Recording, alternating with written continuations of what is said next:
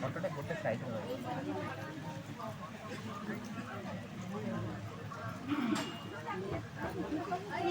বরেণ্য কর্মীমণ্ডলী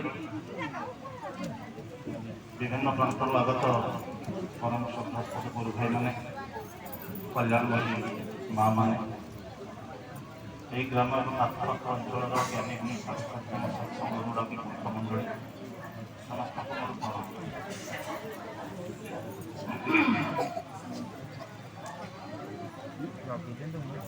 ଏଠାରେ ଆଜି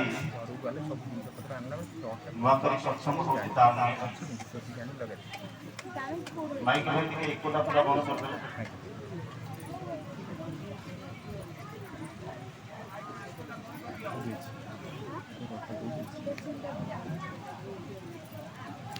হ্যালো হ্যালো অনেক বর্ষ ধরি পুরুষোত্তম ভাই কହୁଥିଲେ যে বহু বর্ষ ধরি আগুন এটি সৎসঙ্গ ବି ହେଇଛି ଆମର ପରମ ସଭ୍ୟ କେଦାର ଭାଇଙ୍କର ପ୍ରଚେଷ୍ଟାରେ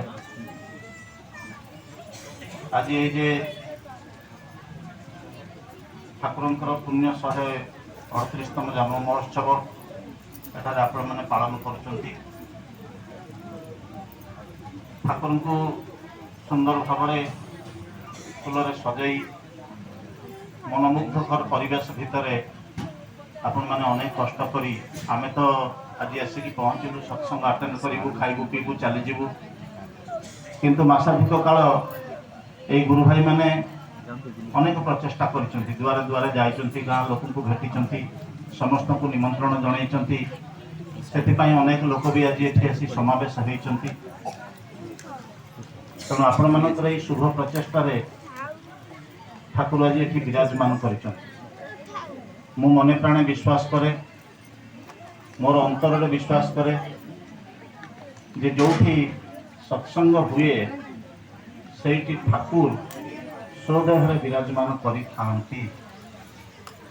ଆପଣମାନେ ଏଟାକୁ ଗ୍ରହଣ କରିବେ କି ନ କରିବେ ସେଟା ଅଲଗା କଥା କିନ୍ତୁ ଆପଣମାନେ ଏଟା ଜାଣି ରଖନ୍ତୁ ଯେ ପ୍ରତ୍ୟେକ ପିଲା ଛୁଆଠୁ ଆରମ୍ଭ କରିକି ମା ମାନେ ଭାଇ ମାନେ କର୍ମୀ ମାନେ ଯେଉଁମାନେ ଆମେ ଏଠି ଅଛନ୍ତି ଠାକୁରଙ୍କର ସମ୍ମୁଖରେ ଅଛନ୍ତି ତାଙ୍କର ନଜର ଭିତରେ ଅଛନ୍ତି ତାଙ୍କ ଦୟାରୁ ଏଠି ହয়তো କିଏ କ'ଣ କିଛି କହିପାରେ ତାଙ୍କ ଦୟାରୁ ନହେଲେ ଜଗତରେ କାହାର ସାଧ୍ୟ ନାହିଁ ତାଙ୍କ କଥା ମଣିଷକୁ ବୁଝାଇ ଦେଇପାରେ।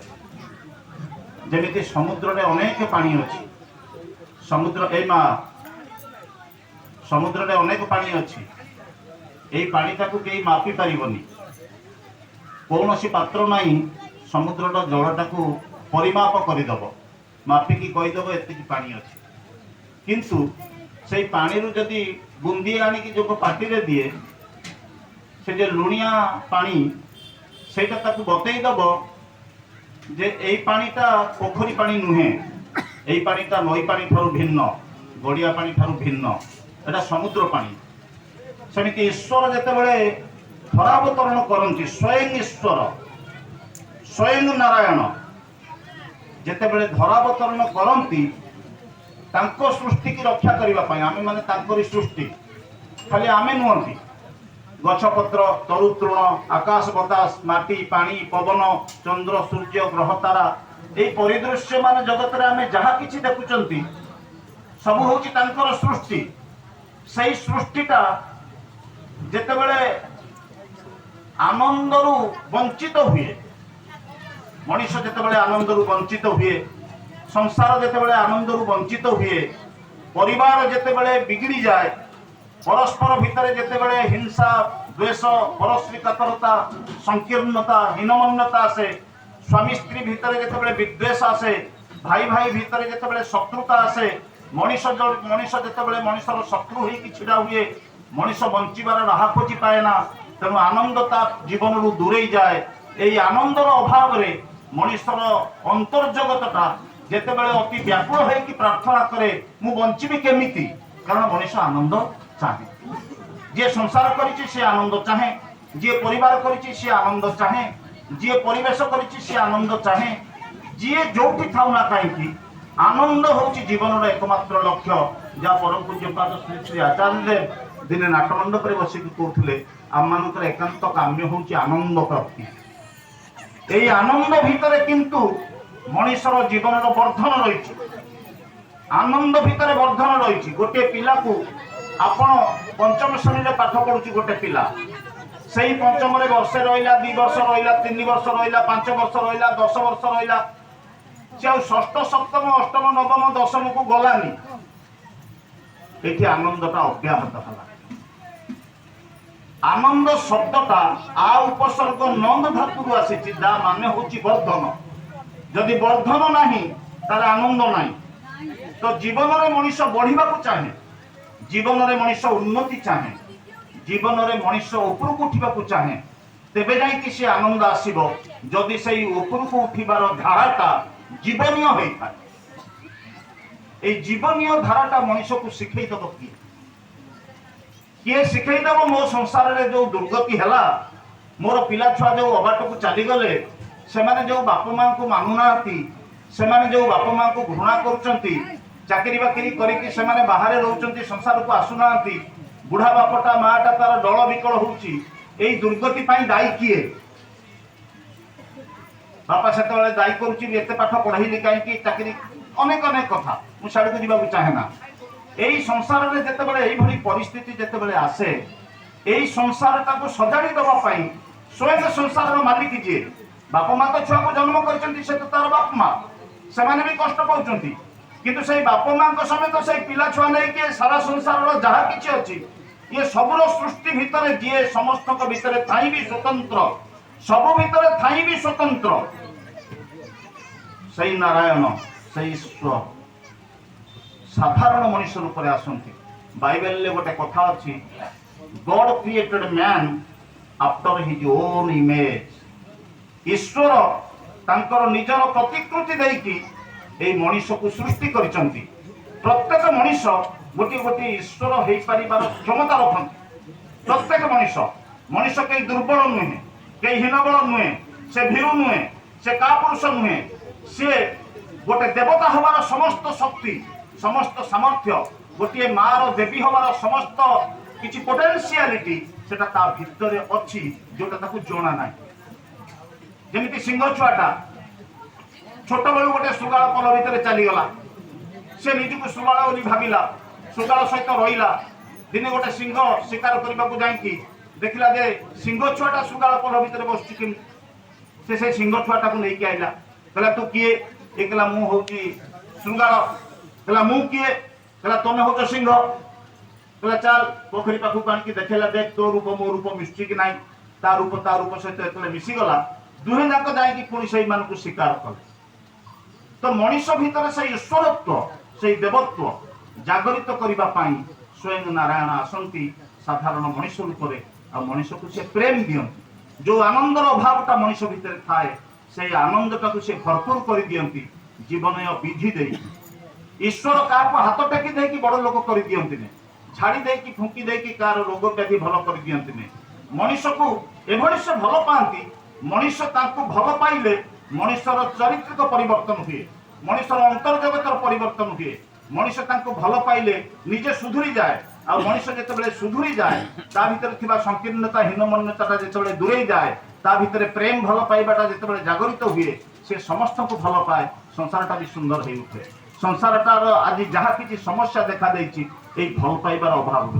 ଆପଣମାନେ ଚିନ୍ତା କରିକି ଦେଖିବେ, ଏଇ ଭଲ ପାଇବାର ଅଭାବରୁ ହିଁ ବାପ ପୁଅ ଭିତରେ ତିକ୍ତତା, ସ୍ୱାମୀ ସ୍ତ୍ରୀ ଭିତରେ ତିକ୍ତତା, ସାଇ ପଡ଼ିଶା ଭିତରେ ତିକ୍ତତା, ଏଇ ଭଲ ପାଇବାର ଅଭାବରୁ। ଏଇ ଭଲ ପାଇବାଟାର ମୂଳ ବିଗ୍ରହ ଯିଏ, ମୂର୍ତ୍ତିମନ୍ତ ପ୍ରତୀକ ଯିଏ, ସୋର୍ସ ଯିଏ ସୋର୍ସ, ପ୍ରେମର ଯିଏ ସୋର୍ସ, ଭଲ ପାଇବାର ଯିଏ ସୋର୍ସ, ସେଇ ସୋର୍ସ ସହିତ ଆଟାଚଡ ହେଲେ ମଣିଷ କିନ୍ତୁ ସେଇ ପ୍ରେମ ଭଲ ପାଇବାଟା ଦୁନିଆକୁ ଦେଇପାରିବ ନାହିଁ। ଆଉ ସେଇ ସୋର୍ସ, ସେଇ ପ୍ରେମ, ସେଇ ଭଲ ପାଇବାଟା ହିଁ ମଣିଷ ଭିତରେ ପରିବର୍ତ୍ତନ ଆଣିକି ଦିଏ। Man is saved and fashioned by what he loves.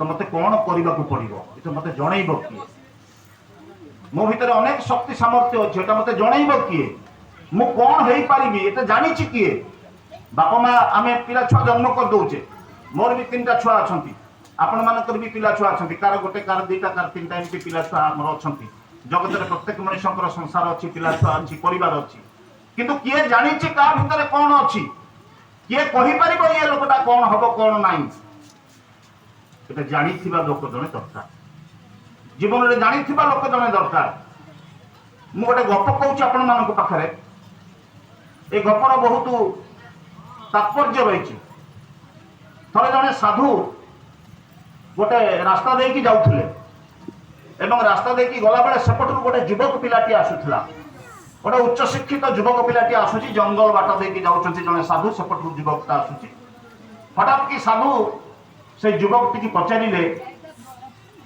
तुम्हें कौन करुच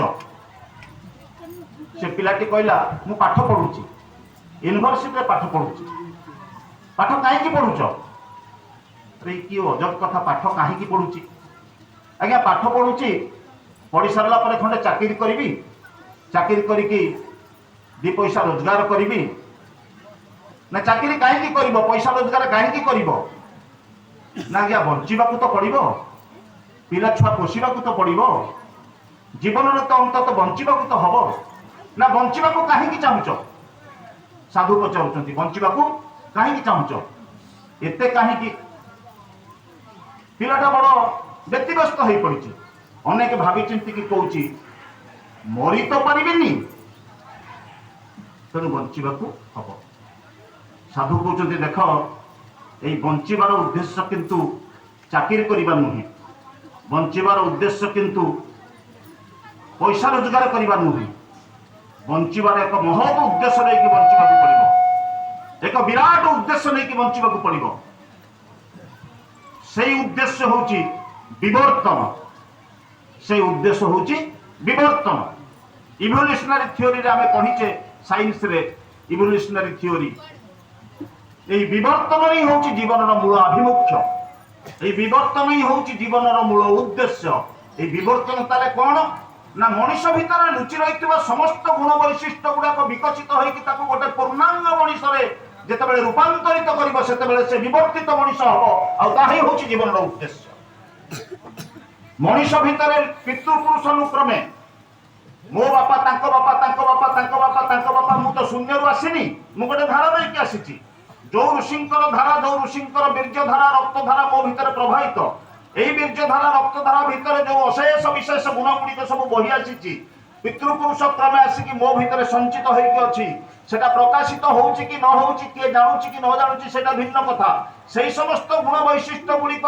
जेतेबेले संपूर्ण भाव में विकसित होइकी मो जीवन को सार्थक करिवो सेतेबेले मोर जीवनटा धन्य हबो सार्थक हबो आ मु गोटे पूर्णांग मनुष्य परिवर्तित हेबी आ ताहाई होउची जीवनर उद्देश्य मनुष्य को विवर्तन होउची जीवनर मूल उद्देश्य ए विवर्तन पथरे मनुष्य को नहीं जीव किए ना जे ताकू जानिछि मो भीतर कौन अच्छी मो सार कौन जानी मत जे पाठ पढ़ाऊँ से कौन जानी मत जे जन्म देले बापा माँ मु कौन हो पारि मु वैज्ञानिक हेबी कि दार्शनिक हेबी कि गोटे साधु सन्त हेबी कि गोटे बदमाश हेबी कि गोटे सन्त्रासवादी हेबी कि गोटे चोर हेबी कि गोटे संगीतज्ञ हेबी मु कौन हेबी मो भीतर कौ कौ गुण वैशिष्ट्य लुचि रही बाहर किए जाने कहीं जानते अंतर्दृष्टि नथिले सृजनी शक्ति नथिले मनुष्य भितर लुचि रही गुण वैशिष्ट्य को जानिबा एकदम कष्टकर से आपन को आउ गोटे गप कहूँ से अंचल गोटे विशिष्ट पथर शिल्पी थे पथर शिल्पी जी पथर में हाकुड़ी मारिक निहाण मारिक सुंदर सुंदर मूर्ति सब तैयारी करते सुंदर मूर्ति तैयारी करते दुर्गा मूर्ति काली मूर्ति गणेश मूर्ति सरस्वती मूर्ति विभिन्न मूर्ति तैयारी करते से शिल्पीकार जनक तांकर मूर्ति एकदम जीवंत से मूर्ति गुड़िक देखिले मन हम जमी सतरे जीवंत काली मूर्ति जीवंत दुर्गा मूर्ति तो तांकर ख्याति चारिआडे व्यापी गला दले सांबादिक आसिले से अंचल से पथर शिल्पी जनकर इंटरव्यू नवापाई एते सुंदर मूर्ति तैयारी करछन्ती तार कर्मशाला आसिक पहुँचले देखिले बहुत मूर्ति थिया है सुंदर सुंदर मूर्ति সেই শিল্পীকারକୁ ଡାକିଲେ ପଥର ଶିଳ୍ପୀକି କହିଲେ ଏଇ ମୂର୍ତ୍ତି ଗୁଡ଼ିକ କଣ ସବୁ ଆପଣ ତିଆରି କରିଛନ୍ତି? କିଏ ଶୁଣିବେ କଥାଟା, ଏଇ ମୂର୍ତ୍ତି ଗୁଡ଼ିକ କଣ ସବୁ ଆପଣ ତିଆରି କରିଛନ୍ତି? ଶିଳ୍ପୀକାର ଅତ୍ୟନ୍ତ ଦରଦ ଭାବରେ କହୁଛନ୍ତି ମୁଁ ତିଆରି କରୁଛି। କିଏ କହିଲା ମୁଁ ତିଆରି କରୁଛି? ମୁଁ ତ ଏସବୁ ତିଆରି କରିନି। ନା ଆପଣ କରିନାହାନ୍ତି, ୟାକୁ କରିଲା କିଏ? ଆପଣ ଏଇ ମୂର୍ତ୍ତି ଗୁଡାକ ତିଆରି କରିନାହାନ୍ତି, ୟାକୁ କରିଛି କିଏ? ସେ ମୂର୍ତ୍ତିକାର ତ ବିନୀତ ଭାବରେ କହୁଛନ୍ତି ଆଜ୍ଞା ମୁଁ ଯେତେବେଳେ ପଥର ଖଣ୍ଡକ ଆଣେ ସେଇ ପଥର ଭିତରେ ଲୁଚି ରହିଥିବା ଯୋଉ ମୂର୍ତ୍ତିଟି ମୋର ମାନସ ପଟରେ ଭାସି ଉଠେ। ମୁଁ ଯେତେବେଳେ ପଥର ଖଣ୍ଡକ ଧରେ ସେଇ ପଥର ଭିତରେ କୋଉ ମୂର୍ତ୍ତି ଲୁଚି ରହିଛି ତାର ଛବିଟା ମୋର ମାନସ ପଟରେ ଭାସି ଉଠେ। ସେଇ ମୂର୍ତ୍ତିର ଚତୁଃପାର୍ଶ୍ୱରେ ଥିବା ଅନାବଶ୍ୟକ ପଥର ଗୁଡ଼ିକୁ ମୁଁ ମୋର ହାତୁଡ଼ି ନିହାଣ ଦେଇକି ବାହାର କରିଦିଏ। ମୂର୍ତ୍ତିଟା ପଥର ଭିତରୁ ଛାଏଁ ଚାଲି ଆସେ। ବୁଝିପାରିଥିବେ କଥାଟା? ପଥର ଭିତରେ ଲୁଚି ରହିଥିବା ସୁନ୍ଦର ମୂର୍ତ୍ତିଟା ମୋର ମାନସ ପଟରେ ଭାସି ଉଠେ। ସେଇ ମୂର୍ତ୍ତିର ଚତୁଃପାର୍ଶ୍ୱରେ ଯୋଉ ଅନାବଶ୍ୟକ ପଥର ଗୁଡ଼ିକ ଜମିଛି ତାକୁ ମୁଁ ନିହାଣ ହାତୁଡ଼ି ଦେଇକି ବାହାର କରିଦିଏ। ସେଇ ପଥର ଭିତରୁ ମୂର୍ତ୍ତିଟା ଛାଏଁ ବାହାରି ଆସେ। ତ ଜୀବନରେ ଏଇଭଳି ଜଣେ ମୂର୍ତ୍ତିକାର ଦରକାର ଯିଏ ଜାଣିଛନ୍ତି ଆମ ଭିତରେ କଣ ଅଛି, ଆମ ଭିତରେ କି ମୂର୍ତ୍ତି ଲୁଚି ରହିଛି, କି ଗୁଣ ଲୁଚି ରହିଛି, କି ବୈଶିଷ୍ଟ୍ୟ ଲୁଚି ରହିଛି। ଆଉ ଆମ ଭିତରେ ଅନାବଶ୍ୟକ ଜିନିଷକୁ ବାହାର କରିଦେବା ପାଇଁ, ସେଇ ହାତୁଡ଼ି ନିହାଣ ଧରିକି ବାହାର କରିଦେବା ପାଇଁ, ସେଇ ପ୍ରେମର ଅପକ୍ଷାଳନରେ ଆମ ଭିତରେ ଲୁଚି ରହିଥିବା ସମସ୍ତ ଅହଙ୍କାର, ହୀନମନ୍ୟତା, ସଂକୀର୍ଣ୍ଣତା, ପରଶ୍ରୀକାତରତା, ବିଦ୍ୱେଷ, ଅପ୍ରେମ ଯାହା ଆମ ଭିତରେ ଲୁଚି ରହିଛି, ଯୋଉଟା ଘୋଡେଇ ରଖିଛି ଆମ ଭିତରେ ଲୁଚି ରହିଥିବା ସୁନ୍ଦର ମଣିଷଟାକୁ, ସେଇ ମଣିଷଟା ବାହାରି ପାରୁନି ଆମ ଭିତରୁ। ସେଇ ମା ଭିତରୁ ସେଇ ମାତୃତ୍ୱଟା ବାହାରି ପାରୁନାହିଁ। ଗୋଟେ ପୁରୁଷ ଭିତରୁ ସେଇ ପିତୃତ୍ୱଟା ବାହାରି ପାରୁନାହିଁ। ଗୋଟେ ଯୁବକ ଭିତରୁ ସେଇ ଯୁବକତ୍ୱଟା ବାହାରି ପାରୁନାହିଁ। ସେ ଦୁର୍ବଳ ମନେ କରୁଛି। କୋଉଠି ଚାକିରି କରିବ, କେମିତି ଜୀବନ ବଞ୍ଚେଇବ, କେମିତି ଚଳିବ, କଣ କରିବ, କାହିଁକି ବାଚରା ହବ, ବାଚରା ହେଲେ ପିଲା ଛୁଆ ହେବେ, ତାକୁ ପୋଷିବ କେମିତି, ଏତେ ପାଠଶାଠ ପଢିକି ମଧ୍ୟ ସେ ଦୁର୍ବଳ ହେଇଯାଉଛି, ହୀନବଳ ହେଇଯାଉଛି। ତା ଭିତରୁ ବାହାର କରିବ କିଏ ସେ ମୂର୍ତ୍ତିଟାକୁ?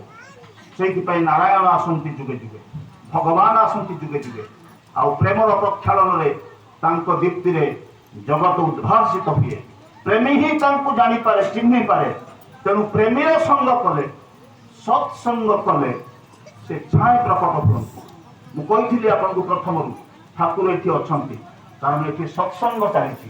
ପ୍ରେମୀର ସଙ୍ଗ କରିଲେ, ସତ୍ସଙ୍ଗ କରିଲେ ସେ ଛାଏଁ ପ୍ରକଟିତ ହୁଅନ୍ତି। ତାଙ୍କ କଥା ସେ ଦୟା କରିକି କହି ଦିଅନ୍ତି। ମଣିଷ ଜାଣିନି କେତେବେଳେ କୋଉଠି କୋଉ ପରିସ୍ଥିତି ହବ। ଜାଣିଛନ୍ତି ଯଦି ଠାକୁର ଜାଣିଛନ୍ତି, ଆଉ ଜାଣିଛନ୍ତି ଯଦି ଆଚାର୍ଯ୍ୟ ଦେବ ଜାଣିଛନ୍ତି। ଯିଏ ଠାକୁରଙ୍କର ଇଷ୍ଟ ପ୍ରତିଭୁ, ଚଳନ୍ତି ପ୍ରତିମା, ଯାହାଙ୍କର ତନୁ ମନରେ, ଯାହାଙ୍କର ସର୍ବ ଅବସ୍ଥାରେ ଠାକୁର ହିଁ ବିରାଜମାନ କରନ୍ତି। ଠାକୁରଙ୍କ ଛଡା ଯିଏ ଦ୍ୱିତୀୟ କିଛି ବୁଝନ୍ତିନି, ଯାହାଙ୍କର ଜୀବନ ସମ୍ପୂର୍ଣ୍ଣ ଭାବରେ ଠାକୁରମୟ ହେଇକି ରହିଛି। ସେଇଥିପାଇଁ ତ ପୃଥିବୀର କୋଟି କୋଟି ଲୋକ ବିଭିନ୍ନ ସମସ୍ୟାରେ ଜର୍ଜରିତ ହେଇକି, ବିଭିନ୍ନ ସମସ୍ୟାରେ ପ୍ରପୀଡ଼ିତ ହେଇକି, ହା ହୁତାଶରେ କଟୁଥିବା ମଣିଷର ଜୀବନଟା ଯେତେବେଳେ ଖିନ ଭିନ ହେଇଯାଉଛି, ଆଉ ଅଗତ୍ୟ ଅନନ୍ୟ ଉପାୟ ନ ପାଇକି ସେ ଦୌଡ଼ି ଯାଉଛନ୍ତି ସେଇ ଆଚାର୍ଯ୍ୟ ଦେବଙ୍କ ପାଖକୁ। ଆଜ୍ଞା ମୋର ଅମୁକ ଏଇଟା ହେଇଛି, ମୁଁ କଣ କରିବି? ଗୋଟେ ଘଟଣା ଆପଣଙ୍କୁ କହିବାକୁ ଚାହେଁ। ସ୍ୱାମୀ ସ୍ତ୍ରୀ ଦି ଜଣ, ଗୋଟିଏ ବୋଲି ଛୁଆ, ଛୋଟିଆ ଛୁଆଟା ଜନ୍ମ ହେଇଛି 4 ମାସ ଜମା ସମୟ। ଛୁଆଟାର ହାର୍ଟରେ ଗୋଟେ କଣା ଅଛି, ତାର ହାର୍ଟରେ ଗୋଟେ କଣା ଅଛି। ଡାକ୍ତର ମାନେ କହିଦେଇଛନ୍ତି ଏ ଛୁଆ ବଞ୍ଚିବନି, ଏ ଛୁଆ କସ୍ମିନ କାଳେ ବଞ୍ଚିବନି। କଣ କରିବେ? ଏକମାତ୍ର ଛୁଆଟା, ପୁଅଟା, ତାକୁ ନେଇକି ବିଭିନ୍ନ ଡାକ୍ତର ଦେଖେଇଛନ୍ତି, ଯୁଆଡେ ଯୁଆଡେ ଯାଇଛନ୍ତି ସବୁ ଜାଗାରେ ଡାକ୍ତର କହିଛନ୍ତି ଆଜ୍ଞା ଏ ଛୁଆ ବଞ୍ଚିବ ନାହିଁ, 4 ମାସ ହେଇଗଲାଣି। ତ ନେଇକି ଦୌଡ଼ିଛନ୍ତି ବାପା ମା, ଆଉ କୁଆଡେ ଯିବେ? ଭରସା କିଏ? କିଏ ଭରସା? ଭରସା ତୁମେ କେବଳ ମାନେ ସାରା ଭରସା। ଅନେକ ଭଜନ ଫଜନ ବୋଲନ୍ତି, ଜୀବନ ମୋର ଦଦରା ନା ନାଉରି ତୁମେ ଗୁରୁ, ଭରସା ତୁମେ ବାରି ହେବାକୁ ସଂସାର ପାରାବାରୁ। ଆମର ସେଇ ପଟରେ ଜଣେ ଗୁରୁ ଭାଇ ଭଜନ ସେ ଲେଖିଥିଲେ। ତେଣୁ ଭରସା କିଏ? କାହା ପାଖକୁ ଦୌଡ଼ିକି ଯିବ ମଣିଷ? କାରଣ ଯିଏ ଯାହା ପାଖକୁ ଗଲା ସେ ତ କହୁଛି ତୋ ଛୁଆ ବଞ୍ଚିବନି, ତା ହାର୍ଟରେ ଗୋଟେ ବଡ କଣା ଅଛି। ଆଚାର୍ଯ୍ୟଙ୍କ ପାଖକୁ ଯାଇଛି, କାନ୍ଦିଛନ୍ତି ଭୀଷଣ ଭାବରେ ବାପା ମା, ରିପୋର୍ଟ ଗୁଡାକ ସବୁ ଦେଖେଇଛନ୍ତି। आचार्य देव कहले दुर्गापुर गोटे मिशन हॉस्पिटल अच्छी से मिशन हॉस्पिटल रे मोर जड़े परिचित डाक्तर अच्छा ना हूँ डाक्तर हेमंत नायक से मंगलपुर अंचल लोक पेडियाट्रिक कार्डियाक सर्जन छोट छोट पिला हार्ट ऑपरेशन करती मु पठे कहीकि तुम्हें पाखक नहीं जाओ एम पाखे जाकि पहुँचले पहुँचवा पर से केसटा देखला एटा प्रकृत में पिला बंचार किसी बाट ना कहीं आचार्य मत परीक्षा पकईले कहीं बाप माँ दी छुआटा को लेकिन मो पाखक पठेले सी जो मिशन हॉस्पिटल जो एग्जीक्यूटिव बॉडी अच्छी बड़ बड़ डाक्तर माने जो माने अच्छी एवं से मिशन हॉस्पिटल को चलाउथुबा जो माने सब अच्छी बड़ बड़ एग्जीक्यूटिव से समस्त को डकई कहले आम हॉस्पिटल बदनाम हो ए छुआ को ऑपरेशन टेबल को नौ नौ ये मर या खाली ऑपरेशन टेबल को नेले ये मला तेणु हॉस्पिटल बदनाम हम कौन प्रकार ऑपरेशन ये हो पार कौन जड़े भी डाक्तर राजी हेले नहीं से पिलाटार ऑपरेशन करने ये कहले देखो आज्ञा मो गुरुदेव आदेश मत पिलाटा को ऑपरेशन करने को पड़ो आउ तार बाप माँ डेथ बॉन्ड रे साइन कर देचंती पिला जदि मरी जाए से माने आम बाबद रे कोनोसी किछि आईनगत कार्यानुष्ठान केले ग्रहण करिवे नाही से माने स्वीकार करिनेबे एमिति तो पिला मरिबो सेमिति नले पिला मरिबो मते किंतु एटा को ऑपरेशन करबा को पड़िबो मिशन हॉस्पिटल दुर्गापुर रो समस्त एग्जीक्यूटिव मानकर बारण सत्वे बाधा सत्वे ये से पिलाटा को नेकी ओटी रे पुरेला एवं गाउन फाउन सब पिंधी मुहरे कपड़ा कपड़ा बांधी ऑपरेशन करने रेडी है केवल छातीटा को चिरी छातीर ऊपर जो स्टर्नम बोन अच्छी या फाड़ीदेला तेरे जाकि तो हृदपिंडटा बाहर हृदपिंडटा ऑपरेशन हम तो यहाँ कला देखागला मॉनिटर गुड़ाक सब अफ हो गला संगे संगे नर्स कौच सार ये छुआटा मरीगला मरीगला ना देखुना मॉनिटर सब अफ किसी काम करूनी छुआटा मरीगला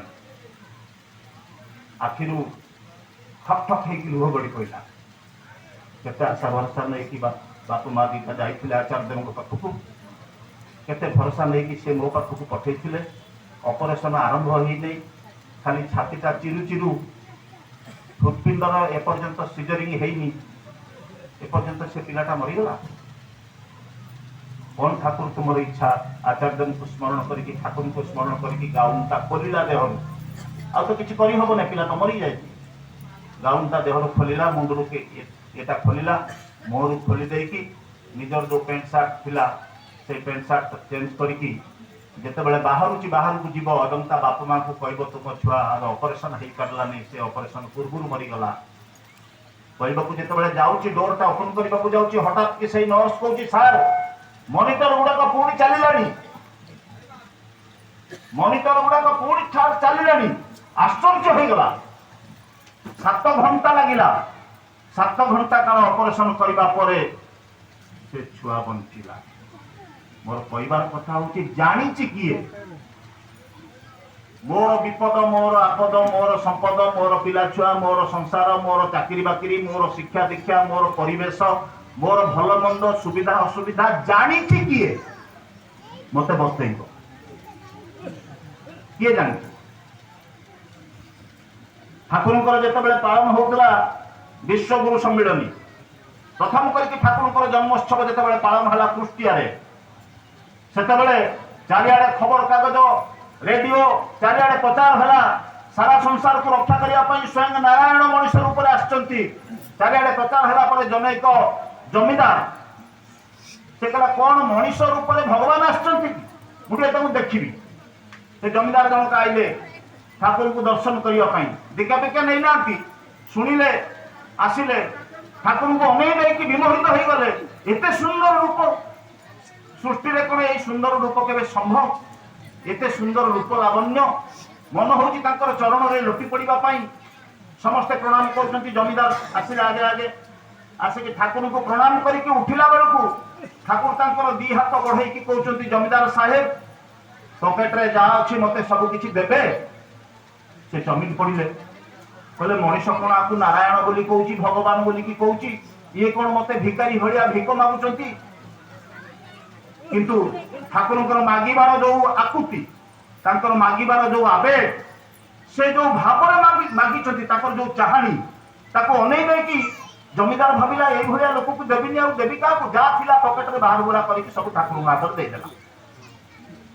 ଠାକୁର ସେଇ ପଇସା ତକ ନେଇକି ମୁଣ୍ଡରେ ଏମିତି କିଛି ସମୟ ରଖିଲେ, ତାପରେ ବିଛଣାରୁ ଓହ୍ଲେଇଲେ, ସେଇ ପଇସା ତକ ଧରିଲେ, ଚାଲିଲେ।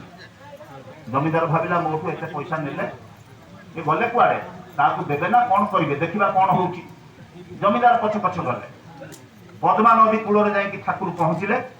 ସିଧା ଛାତିଏ ପାଣିରେ ପଶିଗଲେ, ପଦ୍ମା ନଦୀ ଭିତରେ ପଶିଗଲେ ଠାକୁର। ଜମିଦାର ଛକିକି ଦେଖୁଛନ୍ତି କଣ ସେ କରୁଛନ୍ତି। ସେଇ ପଦ୍ମା ନଦୀର ଛାତିଏ ପାଣିରେ ପଶିକି ଠାକୁର ସେଇ ଟଙ୍କା ଗୁଡାକ ଧରିକି ବେଶ କିଛି ସମୟ ମଥାରେ ନେଇକି କଣ ସବୁ କହିଲେ, ଏବଂ ସେ ଦୂରରେ ଥିବାରୁ କିଛି ଶୁଣିପାରିଲେନି।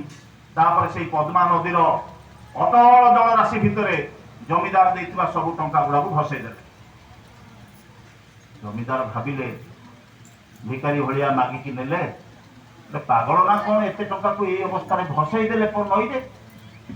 ଜମିଦାର ଲୁଚିକି ରହିଲେ। ଠାକୁର ଫେରି ଆସିଲେ, ଜମିଦାର ବି ଫେରିଗଲେ। 2-3 ମାସ ପରେ ଜମିଦାର ଗୋଟେ ଜଳ ଯାତ୍ରା ଆରମ୍ଭ କଲେ। ଗୋଟେ ଷ୍ଟିମରରେ ସବୁ କିଛି ଡାଲି ଚାଉଳ ପତ୍ର ସବୁ, ଏବଂ ତାଙ୍କର ଯୋଉ ପାର୍ଷଦ ମାନଙ୍କୁ ସମସ୍ତଙ୍କୁ ନେଇକି 10-15 ଜଣ ଲୋକକୁ ନେଇକି 2-3 ମାସ ପାଇଁ ଜଳଯାତ୍ରା କଲେ। ସବୁ ଖାଦ୍ୟ ସରଞ୍ଜାମ ସବୁ ନେଇକି ଯାଇଛନ୍ତି, ଯିବେ। ଫରିଦପୁରରୁ ତାଙ୍କର ଷ୍ଟିମରଟା ଛାଡ଼ିକି ଯେତେବେଳେ ପାବନା ଆଶ୍ରମ ପାଖରେ ଆସିକି ହେଇଛି, ହଠାତ୍ ଦେଖାଗଲା ଚାରିଆଡେ କଳାହାଣ୍ଡିଆ ମେଘ ଘୋଟି ଆସିଲା।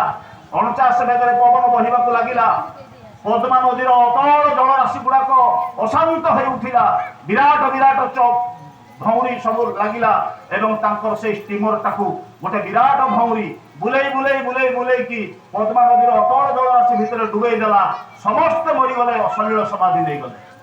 ଯେତେ ଲୋକ ତାଙ୍କ ସହିତ ଥିଲେ ସେଇ ଆଶ୍ରମ ପାଖରେ, ଏଇ 49 ପବନରେ, ଏଇ ଯୋଉ ଝଡ଼ ବାତ୍ୟା ଭିତରେ, ପଦ୍ମା ନଦୀର ଅଶାନ୍ତ ଜଳରାଶି ଭିତରେ ସମସ୍ତେ ସଲିଳ ସମାଧି ନେଲେ। ଜମିଦାରଙ୍କର ଜୀବନ ତଳକୁ ତଳକୁ ଚାଲି ଯାଉଥାଏ, ନିର୍ବାପିତ ହବ। এই সময় হঠাৎ জমিদার দেখছেন সেই হাত দিটা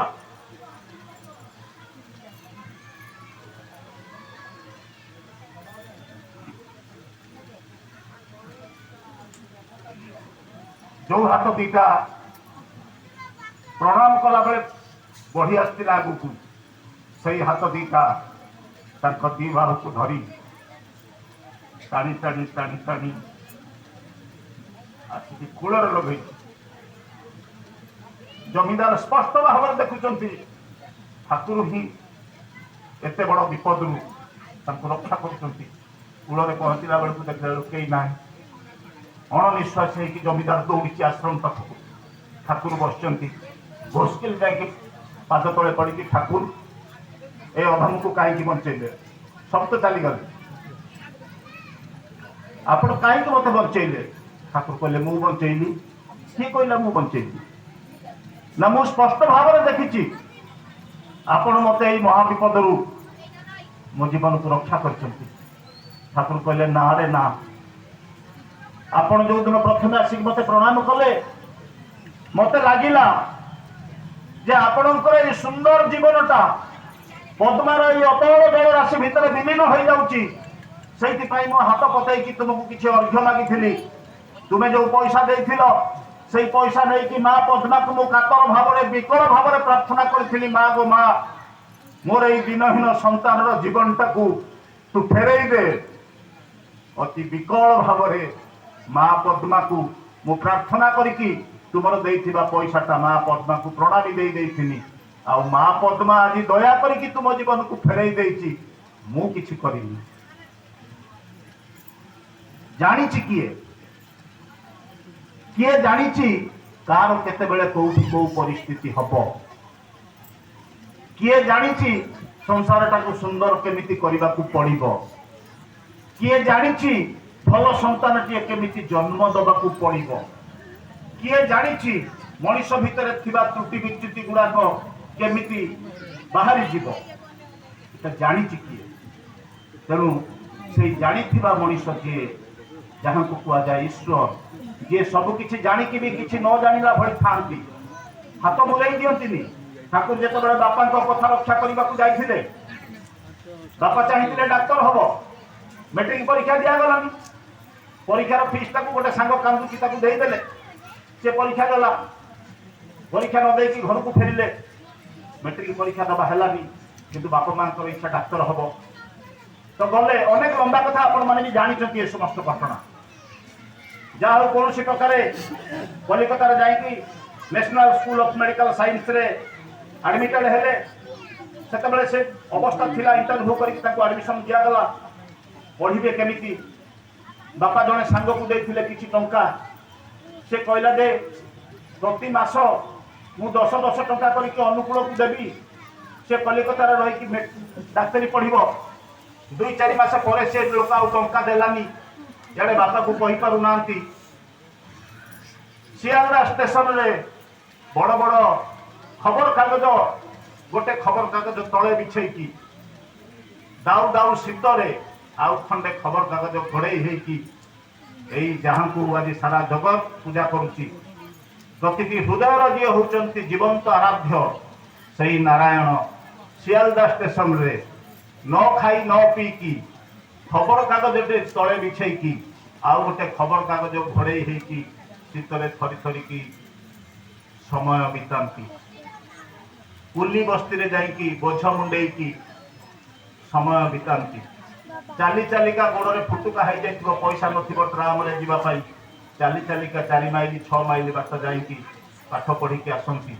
3 ଦିନ 4 ଦିନ ଭିତରେ କିଛି ଖାଇ ନଥିବେ, ପଇସା ନଥିବ, କଳ ପାଣି ପିଇକି ରୋଗରେ ବି ପଡନ୍ତି। ଚାହିଁଥିଲେ ହାତ ବୁଲେଇ ଦେଇକି ତ ସବୁ କରିପାରନ୍ତେ। ସବୁ କିଛି অজ্ঞ যেমনি বিজ্ঞ তেমনি অজ্ঞ বিজ্ঞের থাকেন পার, জানা অজানার পার থেকেও পুরুষোত্তম ধৃতি সবার। ସବୁ କିଛି ଜାଣିକି ମଧ୍ୟ ସେ କିଛି ନ ଜାଣିଲା ଭଳି ଥାନ୍ତି। ସେ କେବେ ମଣିଷକୁ ନ କରିକି ପାଇବାର ଲୋଭ ଲାଳସାରେ ପ୍ରଲୁବ୍ଧ କରନ୍ତି ନାହିଁ। ମଣିଷ ଭିତରେ ସେଇ ଶକ୍ତିଟାକୁ ଜାଗରିତ କରନ୍ତି। ଯେତେବେଳେ ଆସନ୍ତି ସେ ମଣିଷକୁ ଗୋଟେ ନାମ ଦିଅନ୍ତି, ଯୋଉ ନାମ ହଉଛନ୍ତି ସେ ନିଜେ। ସେଇ ନାମକୁ ଯେତେବେଳେ ଜପ କରାଯାଏ, ଧ୍ୟାନ କରାଯାଏ, ସେ ଆମରି ଭିତରୁ ଆତ୍ମ ପ୍ରକାଶ କରନ୍ତି ଆଉ ଯୋଉଠି ଯେମିତି ରକ୍ଷା କରିବା କଥା କରନ୍ତି। ଆଜି ପରମ ପୂଜ୍ୟପାଦ ଶ୍ରୀ ଶ୍ରୀ ଆଚାର୍ଯ୍ୟ ଦେବଙ୍କର ଜ୍ୟେଷ୍ଠାତ୍ମଜ ପୂଜ୍ୟପାଦ ଅବିନ୍ଦା ପ୍ରତ୍ୟେକଙ୍କୁ କହୁଛନ୍ତି ଯେ ଆପଣମାନେ ଯୋଉମାନେ ଠାକୁରଙ୍କୁ ଧରିଛନ୍ତି, ପ୍ରତିଦିନ ଭୋର ଉଠିକି ଅନ୍ତତଃ ପକ୍ଷେ 5 ମିନିଟ୍ ନାମ କରିବେ। 5 ମିନିଟ୍ ନାମ କରିବେ। ଯୋଉଠି ଥାଆନ୍ତୁ, ଯୋଉ ଅବସ୍ଥାରେ ଥାଆନ୍ତୁ, ଯେଭଳି ଭାବରେ ଥାଆନ୍ତୁ, 5 ମିନିଟ୍ ନାମ କରିବେ। ତାପରେ ନାମ କରିସାରିଲା ପରେ ଠାକୁରଙ୍କୁ ଇଷ୍ଟବୃତ୍ତି ଅର୍ପଣ କରିବେ। ଯେତିକି ପାରୁଛନ୍ତି କରନ୍ତୁ। ଚାଉଳ 2ଟା ହଉ କି 10 ପଇସା, 5 ପଇସା, 25 ପଇସା, ଟଙ୍କେ 2 ଟଙ୍କା, ଯାହା ଆପଣ ଖୁସି ହୁଏ, ଶ୍ରଦ୍ଧା ଭରେ ଭକ୍ତି ଭରେ ଗୁରୁଙ୍କୁ ଆପଣ ଭୋଜ୍ୟ ଦେବେ। ଠାକୁର ଯେମିତି ଭୋଗ ଗ୍ରହଣ କରୁଛନ୍ତି। ତାପରେ ପ୍ରାର୍ଥନା କରିବେ। ପ୍ରାର୍ଥନା ପରେ ଠାକୁରଙ୍କୁ ଇତ୍ୟାଦି ସମସ୍ତଙ୍କୁ ପ୍ରଣାମ କଲା ପରେ ପିତାମାତା ସ୍ୱାମୀ ଯେଉଁମାନେ ଅଛନ୍ତି ତାଙ୍କୁ ପ୍ରଣାମ କରିବେ। ଦାନ୍ତ ପତ୍ର ଘଷିକି ଥାଲୁକୁଡି ପତ୍ର 2ଟା ଆଣିକି ଟିକେ ଗୁଡ଼ ଦେଇକି ତାକୁ ଚୋବେଇକି ଖାଇବେ। ଆଉ ସବାସନ ଟିକେ କରିବେ। ଏତିକି ଯଦି କରନ୍ତି ତାହେଲେ ଦୁର୍ଭୋଗର ହାତରୁ ଆପଣଙ୍କୁ ଦୁର୍ଭୋଗ ଆପଣଙ୍କୁ ଶିକାର କରିପାରିବ ନାହିଁ। ଦୁର୍ଭୋଗ ହାତରୁ ଆପଣ ରକ୍ଷା ପାଇବେ ହିଁ ପାଇବେ। ଏବଂ ଏଇ କଥା କହିବା ପାଇଁ ଅନେକ ପିଲା ଆଜି ଚାରିଆଡେ ବୁଲିକି ଉପଯୋଜନା କେନ୍ଦ୍ର ମାନଙ୍କୁ ଯାଉଛନ୍ତି। ଆମର ବି ଏଠିକି ଆସିପାରନ୍ତି, ଏଇ ଉପଯୋଜନା କେନ୍ଦ୍ରକୁ ବି ସେମାନେ ଆସିପାରନ୍ତି। ଏଇ ଏତିକି କଥା ଗୁରୁଙ୍କର ନିର୍ଦ୍ଦେଶ। ଅନେକ ଲୋକ ଦୀକ୍ଷା ନେଇକି ନାମ କରନ୍ତିନି, ଅନେକ ଲୋକ ଦୀକ୍ଷା ନେଇକି ଥାଲୁକୁଡି ପତ୍ର ଖାଆନ୍ତିନି, ଅନେକ ଲୋକ ଦୀକ୍ଷା ନେଇକି ମଧ୍ୟ ସବାସନ କରନ୍ତିନି, ଅନେକ ଲୋକ ଦୀକ୍ଷା ନେଇକି ପ୍ରାର୍ଥନା ବି କରନ୍ତିନି। ଇଷ୍ଟବୃତ୍ତିଟାକୁ ମୁଣ୍ଡରେ ଚାନ୍ଦା ଭଳିଆ ପଇସା ମାରିଦେଇକି 3 ଟଙ୍କା 5 ଟଙ୍କା ମାସକୁ ପଠେଇ ଦିଅନ୍ତି, ଯେମିତି ଚାନ୍ଦା ଦଉଛନ୍ତି। କିନ୍ତୁ ଏଟା ତା ନୁହେଁ। ଠାକୁର କହିଲେ ମରଣ କାରଣ ବଜ୍ର ନୀତି ଯଜନ ଯାଜନ ଇଷ୍ଟବୃତ୍ତି। ଜୀବନ ପଛେ ଯାଉରେ ତୋର, ଇଷ୍ଟବୃତ୍ତି ଛାଡ଼ିବୁ ନାହିଁ। ଧର୍ମ ଅର୍ଥ କାମ ମୋକ୍ଷ ଏହି ନିଶାଣ ଭୁଲିବୁ ନାହିଁ। ବିପଦ ଆପଦ ବେড়া ଜାଲରେ ଶକ୍ତି ଯଦି ହୁଏ ଅଭିଳାଷ, ନିଷ୍ଠା ଭରେ ଇଷ୍ଟବୃତ୍ତି ନିତ୍ୟ କରିବୁ କାଟିବ ଫାଟ। ଏ ସ୍ୱୟଂ ନାରାୟଣଙ୍କର କଥା, ବେଦବାକ୍ୟ। এটা କେବେ ଏପଟ ସେପଟ ହୁଏ ନା, କେବେ ବି ଏପଟ ସେପଟ ହୁଏ ନା। ଠାକୁର ଯାହା କହିଯାଇଛନ୍ତି ଏଇ ବ୍ରହ୍ମାଣ୍ଡରେ କାହାର ତାକତ ନାହିଁ ତାକୁ ଓଲଟ ପାଲଟ କରିଦେଇପାରେ। ଠାକୁର କହିଲେ ମୁଁ ଯେ ଆଦର୍ଶର କଥା ତୁମମାନଙ୍କୁ କହିଛି, যে আদর্শর কথা তোমাମାନଙ୍କ ପାଖରେ ସ୍ଥାପନ କରିଛି, ସେଥିରେ ନିଷ୍ଠା ଅନୁରାଗ ଆଉ ଅନୁସରଣର ସହିତ ଅଳ୍ପ ହିଁ ହଉ ବିସ୍ତର ହିଁ ହଉ ଯେତେ ଟିକିଏ ଆନ୍ତରିକତା ନେଇ ସକ୍ରିୟ ଅଭିବ୍ୟକ୍ତି ଦେବ, ଇଷ୍ଟନୁଗ ସହଯୋଗ ସ୍ୱାର୍ଥରେ ସ୍ୱାର୍ଥାନ୍ୱିତ ହୋଇ ତୁମମାନଙ୍କୁ କେହି ଧ୍ୱଂସ କରିପାରିବ ନାହିଁ ଦୁନିଆରେ। विध्वस्ती आड़ को कहीं नहीं जाई परिबो नहीं दुनिया रे ए कथा ए ग्यारंटी ठाकुर भी देइछन तेणु आसतु आज पवित्र दिन में आम मैंने समस्ते हो उठा निजर परिवेश को इष्टमय कर तोड़ा आम मानकर जो मैंने आपणार लोक से भी रक्षा पाइबे यदि ठाकुर को ग्रहण करके चलती से भली निजर चालीचलन आचरण व्यवहार आ जाजन से माने इष्टिपुत जीवन अधिकारी कर सचेष्ट हवा समस्त मंगल कामना कर वंदे पुरुष।